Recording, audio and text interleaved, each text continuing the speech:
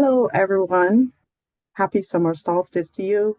And thank you so much for joining us from wherever you are in the world. Now, let our journey begin. Service. Though fundamental to the human experience, it is something that often gets overshadowed by the hustle of daily life. Yet, it holds the power to transform us and the world around us. I'm not just talking about volunteering. I want to explore service in its deepest, most profound sense as a sacred act, a spiritual endeavor that connects us to something larger than ourselves. In a world that often emphasizes individual achievement, competition, and material gain, it is easy for us to overlook the quiet, transformative power of giving back. Yet, throughout history, across cultures, and within the deepest recesses of our own being, lies an undeniable truth. We are wired to connect, to contribute, and to care for one another. It is in this fundamental human impulse that service finds its roots. And through its consistent practice, it reveals its truly sacred nature.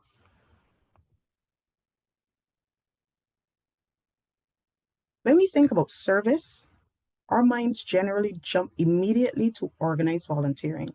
So that's community cleanups, soup kitchens, or mentoring programs.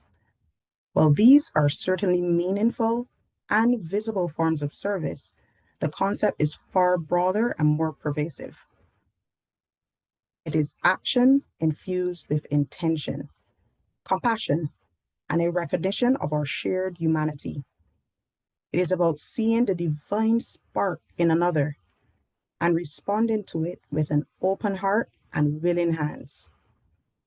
At its core, then, service is an act of selflessness, undertaken with the intention of benefiting another, a group, or the greater good, without expectation of personal reward or recognition. Service is an act of love. We offer our time, talents, resources, or simply our compassionate presence to meet a need, alleviate suffering, or uplift the human spirit.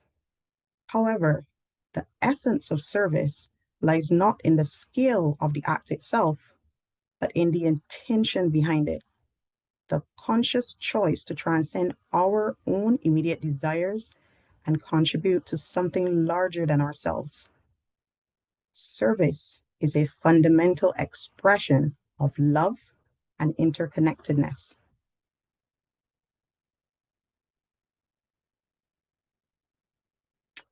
What makes service sacred?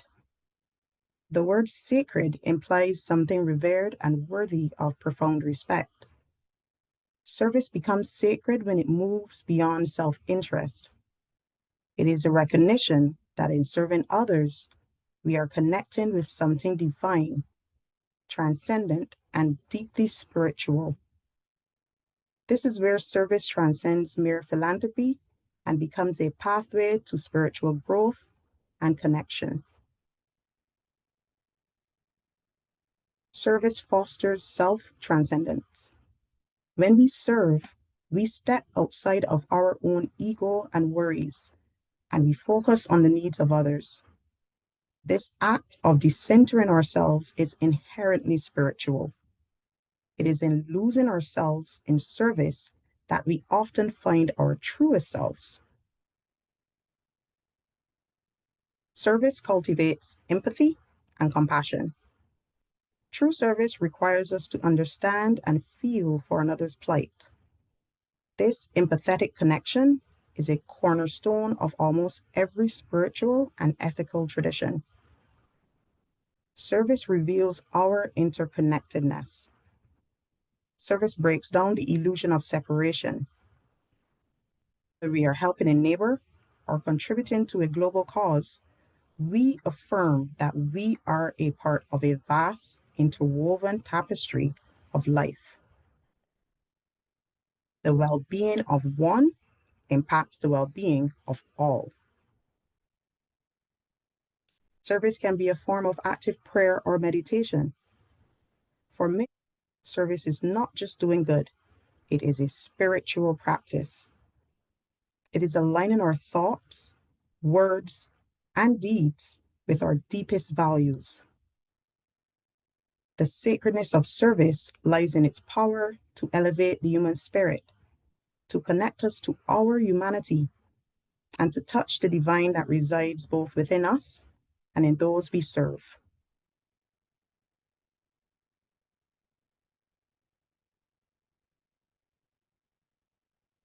Across spiritual and religious traditions, the act of compassionate service is held as a high virtue, often seen as a direct reflection of divine love, grace, or cosmic order.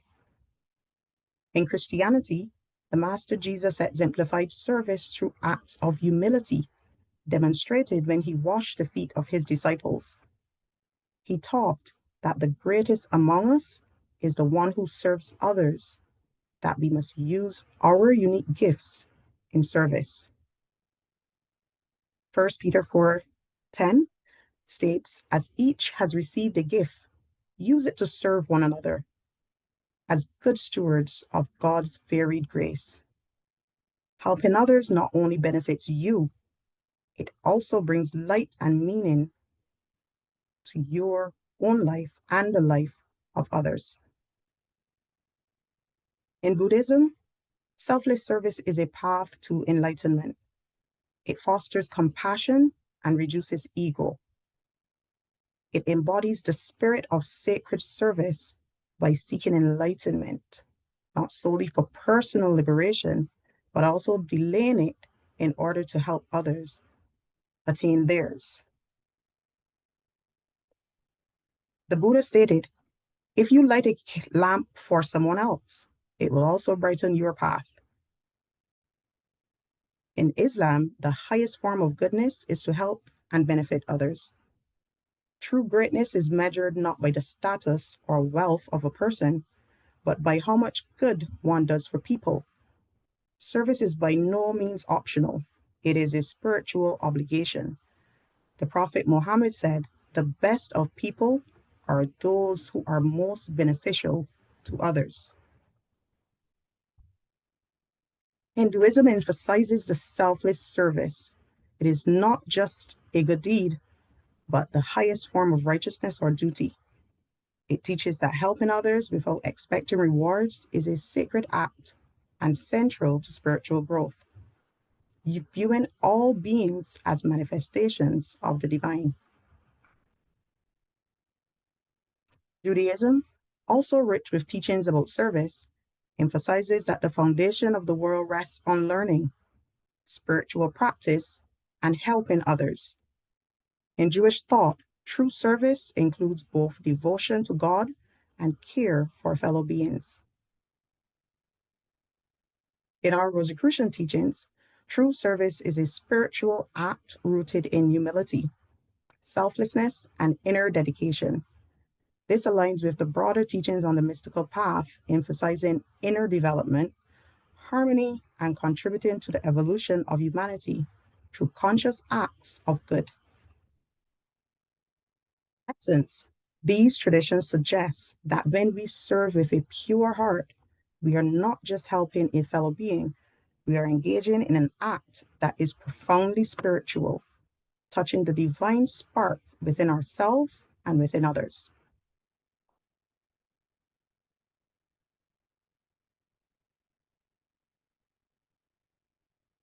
Through the ages, many great philosophers have embodied the spirit of service in their lives.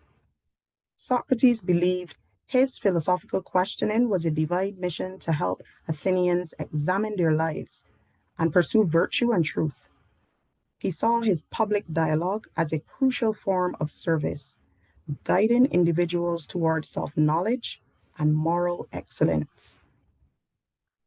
Plato, a student of Socrates, stated that the noblest of all labors is to be of service to others. He envisioned a just society where each citizen fulfilled their natural role for the common good. He saw education as vital for cultivating virtue and considered philosophy itself a sacred vocation in service of truth and the ideal society. Aristotle asserted that humans are political animals who achieve flourishing through participation in the community. He believed practicing virtue inherently contributed to the well being of the polis and saw public religious worship as essential for fostering the contemplation that served the greater good.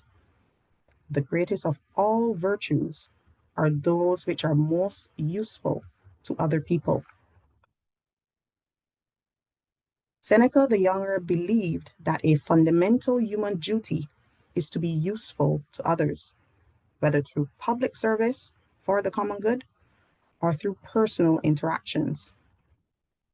He argued for service through intellect, advice, and moral guidance.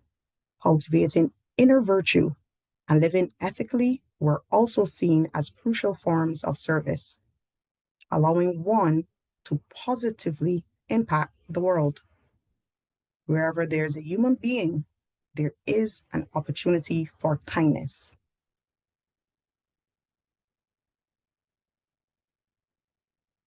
The beauty of service is that its blessings are diverse and far reaching. Therefore, we should make time to do at least one good deed each day. Growth on an individual level leads to growth on a community level. And of course, humanity is also elevated. Scientific research validates the profound positive effects on well being for the individuals who immerse themselves in service, such as increased longevity and reduced mortality risk, improved mental health, and a reduction of depressive symptoms, enhanced physical health, and lower self reported health problems, altruism, and brain chemistry. This one being a key contribution to the body of work in social neuroscience, focused on the neural mechanisms underlying what is called the helper's high and the intrinsic rewards of giving. Affiliated neuroscientists utilize advanced imaging techniques, such as functional magnetic resonance imaging, to observe brain activity in real time as individuals engage in altruistic acts or consider pro-social decisions. These studies have consistently demonstrated that acts of generosity and compassion activates the brain's mesolimbic reward system for the same neural circuitry that responds to primary rewards like food, money, and social recognition is this system. So when we engage in altruistic acts, the brain releases neurochemicals such as dopamine, the neurotransmitter associated with pleasure, motivation, and reward, contributing to that helper's high experienced after helping others. Oxytocin, often called the love hormone, when stimulated by pro-social interactions, fosters feelings of trust, connection, and well-being. Endorphins, the feeling of satisfaction from helping can be linked to endorphin release and a feeling of euphoria. This research, including contributions from Harvard Labs, helps to explain the intrinsic psychological rewards of giving.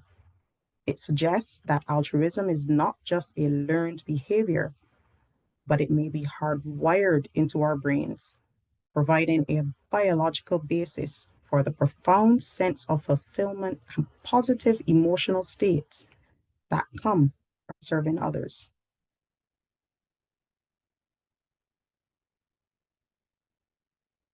The spiritual dividends of service are perhaps even more profound. An enhanced sense of purpose and meaning. Service provides a powerful answer to the existential question of why are we here? increased empathy and compassion. By stepping into the shoes of others, especially those facing hardship, we develop a deeper understanding of the human condition and our shared vulnerabilities. Reduce egocentrism and self absorption. Service forces us to look beyond ourselves and our preoccupations, shifting our focus outward and fostering a more expansive perspective.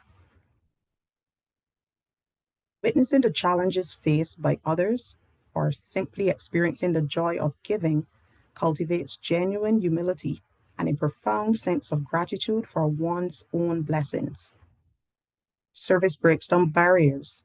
It fosters genuine connections with diverse groups of people, creating a sense of belonging and community that nourishes the soul.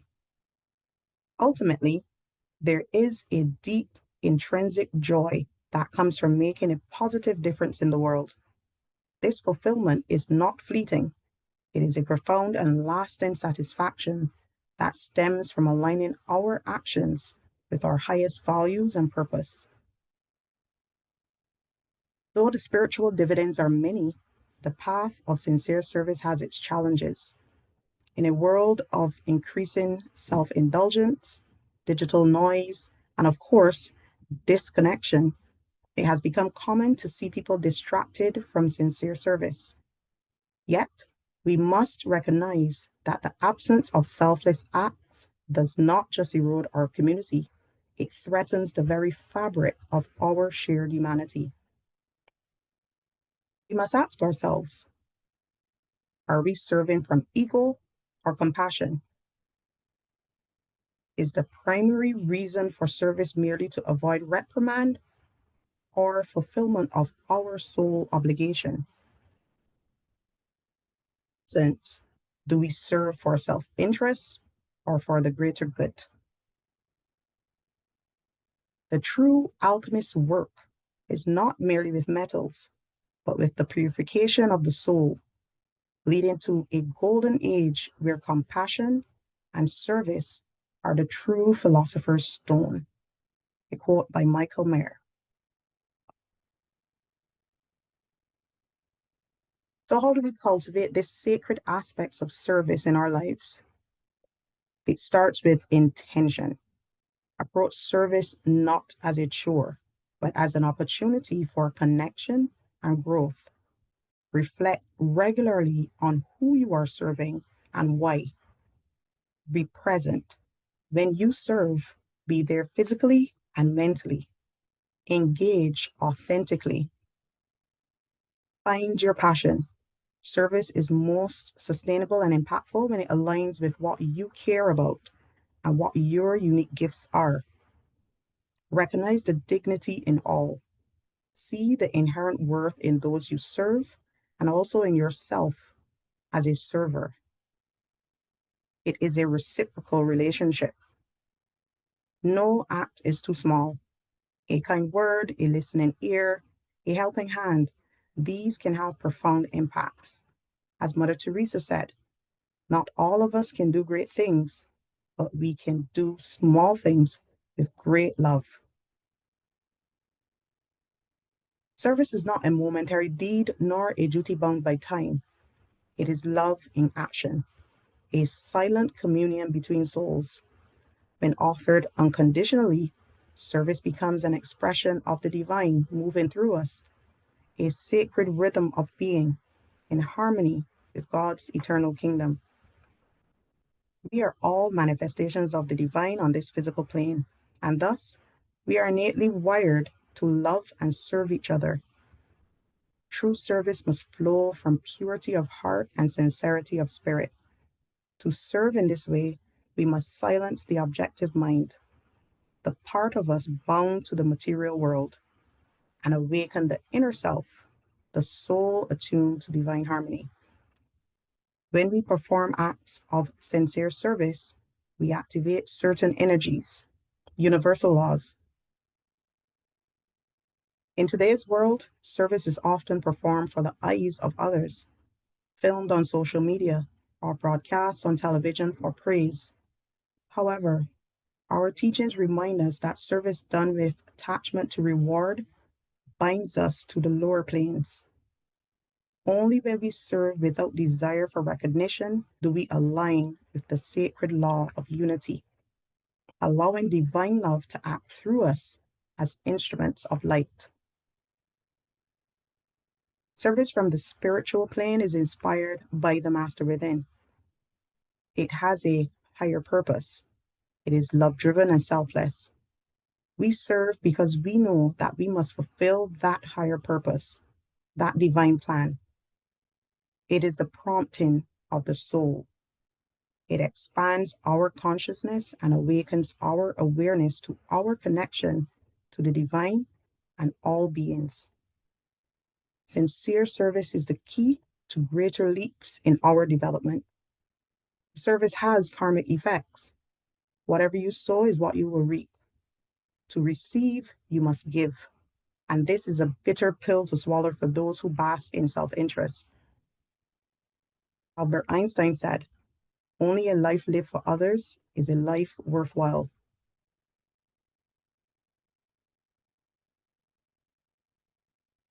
A request to serve can be a prompt for you to utilize your unexplored talents, talents you may even be oblivious to. Are you fully aware of all the talents you possess? Service is an opportunity for growth on all levels. Where are you being called to serve? Just as the rose on the cross unfolds as it evolves through lessons and experiences and becomes illuminated, service acts as a magnet to attract wisdom and enlightenment from the cosmic. By entering fully into a life of service, those cosmic forces will continue to work towards the highest good for humanity. A great way to dive deeper into service is to align with people of like minds and engage in collective service, whether it be within a fraternal organization, a religious organization, or a community group. Each of these groups have their unique way of serving humanity through united efforts. However, your unique mission is ultimately determined by the divine's plan for you. The divine light within us shines most brightly when we use our gifts in service to others. Each day becomes an opportunity to go inwardly and ask these questions. What special talents do I possess? In the morning, you can ask yourself, in what way can I serve others today? Throughout the day, how can I weave my gifts into all that I do, both personally and professionally? And at night, before you go to bed, ask yourself, in what way did I serve others today? The Rosicrucian Code of Life encourages that in the evening, before going to sleep, summarize the day that is ending and see in what ways it has been constructive or otherwise. In your soul and mind, weigh up what you have thought, said, and done throughout the day. From this, draw useful lessons for your spiritual evolution and make firm resolutions. When this is done, send positive thoughts to the whole of humanity and entrust your soul to the divine before going to sleep.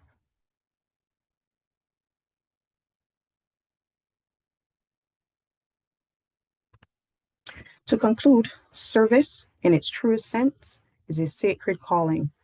It's a pathway to connect with our deepest selves, with each other, and with something greater than ourselves. It is how we weave meaning into our lives and contribute to the healing and flourishing of our world. To serve is to recognize the divine in all beings. It is to declare that we are not separate, but we are one.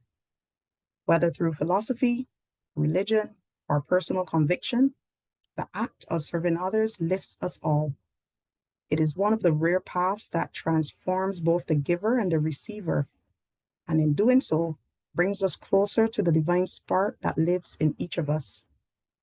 Whether you're a teacher, a parent, a volunteer, maybe a caregiver, or simply a kind stranger, your service matters. It is a sacred act that contributes to the great unfolding of a more compassionate world. In the words of Rosicrucian Francis Bacon, the parts and signs of goodness are many. If a man be gracious and courteous to strangers, it shows he is a citizen of the world, and that his heart is no island cut off from other lands, but a continent that joins to them. This life rooted in service is not easy. It requires courage, commitment, and compassion. But the rewards for ourselves, our communities, and humanity are immeasurable. By embracing service as a sacred practice, we not only transform the world around us, we also transform the world within us, becoming more compassionate beings and more connected. In service, we find our humanity, and in sacred service, we find our soul. Therefore, when you are called to serve, first say yes, then serve with all your heart. And when that special time comes for us to leave this physical body and return to the divine, may we declare that we have used all of our talents in service to humanity. Let us each consider how we can answer this call and how we can weave our own unique thread into the sacred tapestry of service.